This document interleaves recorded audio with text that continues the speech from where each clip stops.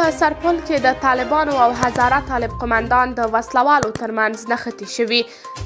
جزئیات هم دلته وګورئ او چینل سبسکرایب کړئ. د سرپل ولایت له بلخاب ولسوالۍ څخه د طالبانو او د هزاره طالب قمندان مولوي مهدي مجاهد د وسلوالو ترمنځ د نښتو راپورونه را رسیږي. د طالبانو په لیکو کې د خپلمنځي اختلافونو اوازې نور نو له پردې وتلي دي.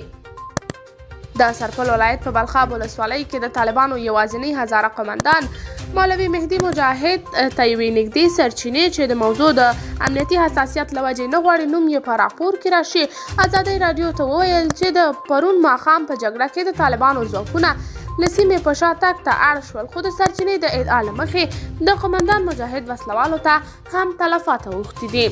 هغه وایي د طالبانو تهاجمي بریدونه شنډ شول، موټر او تجهیزات یې له منځه ولاړل، څو کسان یې مړه او ټپیان شول او په شاتګ یې وکړ، خو یو تن انتحاري ځان د مجاهدینو په منځ کې والوځاوه چې په نتیجه کې د ولسي دفاع 3 غړي مړه او 4 نور ټپیان شول.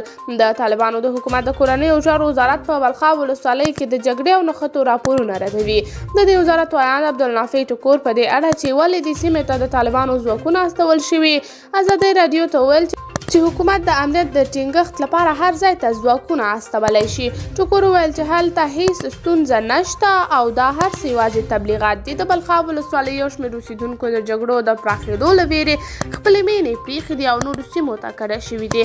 مهدي مجاهد 14 کاله مخکې هغه مهال چې بهرني ځواکونه په افغانستان کې وو د طالبانو پر لیکو ورګډ شو او د هېواد په شمال کې د جمهوري نظام په سقوط کې هم مهم رول ولوباوه.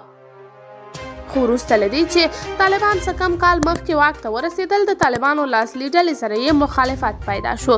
ویل کېږي چې مهدي مجاهد له طالبانو څخه د حکومت په اډانه کې د هزارهګانو لپاره د پراخې ونډې غوښتنه کوله، خو طالب مشرانو د یوه ټول شموله حکومت د جوړولو لپاره نه یوازې د هغه بلکې د نړیوالې ټولنې او د کورنیو سیاسي ډلو غوښتنې هم له پامه غورځولې دي. له بلې خوا سیمه ییزو سرچینو ازادۍ راډیو ته ویلي دي چې د بلخاب ولسوالۍ یو شمېر اوسېدونکو د جګړو د پراخېدو له ویرې خپلې مینې پریښې دي او نورو سیمو ته کډه شوي دي.